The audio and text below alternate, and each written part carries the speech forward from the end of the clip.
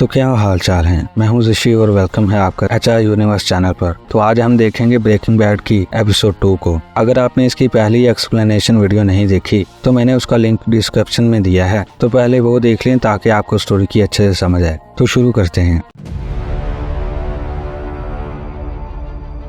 Episode शुरू होता है वाल्टर और जेसी से, जो आरवी के पास जाते हैं। वाल्टर अपना वॉलेट और कैमरा उठाता है, कैमरे की डिस्क निकालता है और उसे तोड़ देता है। फिर वहां पर एक ट्रक वाला आ जाता है जो उनकी आरवी को वहां से निकालता है। वो उस ड्राइवर को कुछ पैसे देते हैं और वहां से चल पड़ते हैं। दूसरी सुबह वाल्टर स्काइलर अपने बेटे के साथ नाश्ता कर रहा होता है, तो उसे जेसी का फोन आता है घर के नंबर पर। वाल्टर फोन उठाता है तो जेसी कहता है कि मिस्टर वाइट, उन दोनों का क्या करना है, उनमें से कोई एक जिंदा है। जिस पर वाल्टर कहता है कि मैं आता हूँ और कुछ करते हैं, दोबारा मेरे घर के नंबर पर फोन मत करना। स्काइलर पूछती है कि किसका फोन था, तो वाल्टर कहता है कि किसी सेल्समैन का था। स्काइलर को शक हो जाता है। वाल्टर जैसे ही काम पर जाता है तो स्काइलर जाती है और उसी नंबर पर कॉल करती है। फोन आंसरिंग मशीन पर चला जाता है। वाल्टर कॉलेज में बच्चों को पढ़ाने के बाद केमिस्ट्री लैब से कोई केमिकल लेता है और जेसी के घर जाने लगता है। जैसे ही वाल्टर जेसी के घर के पास पहुंचने लगता है तो देखता है कि एक लड़का आरवी से निकलकर रोड पर जा रहा होता है। वाल्टर उसे रोकने की कोशिश करता है, लेकिन वो लड़का भागने लगता है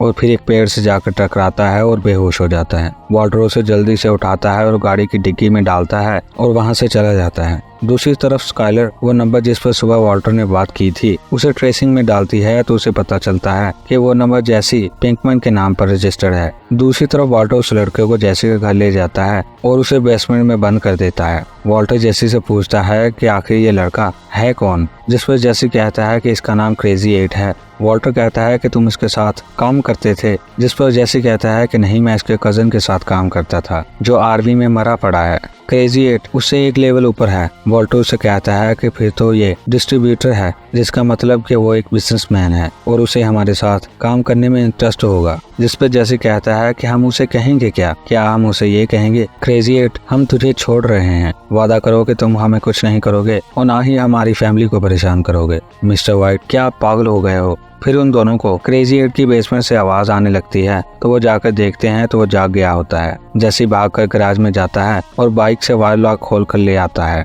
और उसे बांध देता है। फिर वो दोनों बाहर आकर लड़ना शुरू कर देते हैं। वाल्टर कहता है कि ये सब तुम्हारी गलती है, तुम उन दोनों को वहां पर लेकर आए थे। जिस पर जेसी कहता है कि मेरे पास और कोई ऑप्शन नहीं था और अब जब फंस गए हैं तो ये मेरी गलती है। क्या मैंने कहा था कि क्रिस्टल मैथ बनाते हैं साथ मिलकर? फिर वाल्टर कहता है कि हमें जल्दी कुछ करना होगा, ऐसा कुछ जिससे लाश का नामो निशान मिट जाए। हमें उसकी लाश को एक केमिकल एसिड में डालना होगा जिससे उसकी हड्डियां तक गल जाएं। जिस पर जेसी कहता है कि क्या वाकई में ये सब करना पड़ेगा, लेकिन ये सब करेगा कौन, मेरी तरफ मत देखो। जिस पर वाल्टर कहता है कि हम दोनों ये साथ मिलकर करेंगे और हम में से एक उस बॉडी को ठिकाने लगाएगा और दूसरा उस क्रेजी 8 को। अब ऐसे हालात में हम टॉस कर लेते हैं कि कौन क्या काम करेगा। जेसी के हिस्से में बॉडी को ठिकाने लगाने का काम आता है और मार्केट में जाकर वाल्टर को फोन करता है कि कौन सा प्लास्टिक कंटेनर लेकर आना है। वाल्टर फोन उठाकर उसे बताता है। जेसी कंटेनर उठाकर उसमें लेटने की कोशिश करता है, लेकिन वो कंटेनर छोटा होता है। वाल्टर एक बैग लेकर क्रेजी 8 के पास जाता है बेसमेंट में,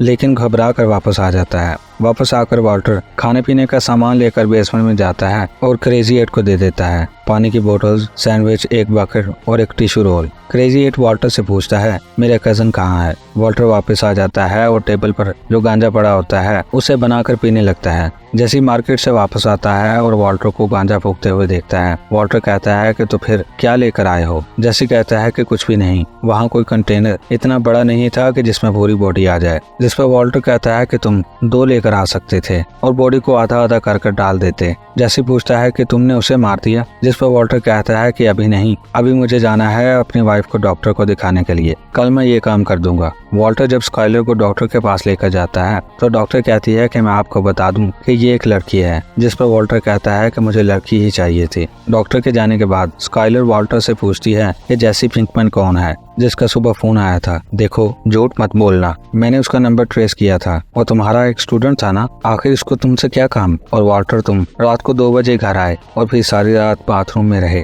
आखिर चल क्या रहा है? जिस पर वॉल्टर कहता है कि वो मुझे गांजा बेचता है। तो स्काइलर कहती है कि तुम सठिया गए हो क्या, तुम्हारा brother in law DEA agent है और तुम ये क्या कर रहे हो। वॉल्टर कहता है कि स्काइलर, मैं तुम्हें बहुत चाहता हूँ और चाहता रहूंगा। पिछले कुछ दिनों से मैं बहुत अजीब महसूस कर रहा हूँ, तो प्लीज मेरी जासूसी करना बंद करो, तुम इतना तो कर ही सकती हो। दूसरी तरफ जैसी RV में जाता है और उस बॉडी को बाहर निकालता है। जैसे ही जैसी बॉडी को बाहर निकालता है तो स्काइलर जैसी के घर पहुंच जाती है। जैसी उसे गेट पर रोकता है और कहता है कि लेडी, तुम जो भी बेच रही हो वो मुझे नहीं चाहिए। तो स्काइलर कहती है कि मेरा नाम स्काइलर वाइट है और मेरे हस्बैंड का नाम वॉल्टर वाइट है और उसने मुझे सब कुछ बता दिया है। जैसी कहता है कि क्या सब कुछ बता दिया है। तो स्काइलर कहती है कि हाँ सब कुछ, और अगर तुमने मेरी बात नहीं मानी तो मेरा brother in law DEA agent है, मैं उसे तुम्हारे बारे में बता दूंगी। तुम मेरे हस्बैंड को गांजा बेचना बंद कर दो, ये तुम्हारी आखिरी वार्निंग है। और ये कहकर वो वहाँ से चली जाती है। फिर जैसी बॉडी को ऊपर बाथरूम में ले जाता है और कहता है कि घर में इतना बड़ा टप होने के बाद भी प्रोफेसर को प्लास्टिक का कंटेनर क्यों चाहिए,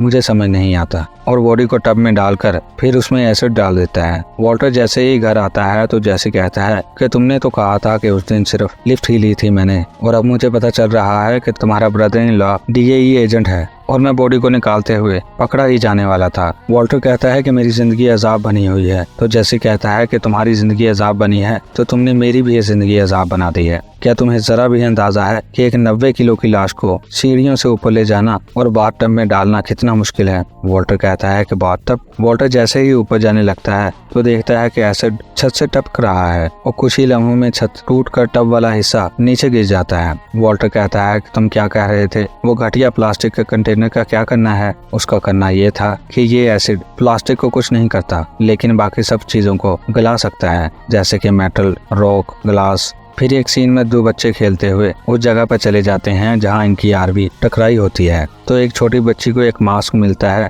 जो इनसे पीछे छूट गया होता है। और यहाँ पर ब्रेकिंग बैड की सेकंड एपिसोड खत्म हो जाती है। आपको ये वीडियो कैसी लगी कमेंट्स करके जरूर बताएं। अगर वीडियो का कोई भी हिस्सा आपको अच्छा लगा तो मेरे चैनल HR यूनिवर्स को जरूर सब्सक्राइब करें। तो मिलते हैं नेक्स्ट वीडियो में, तब तक अपना और अपने प्यारों का ख्याल रखें। Peace out.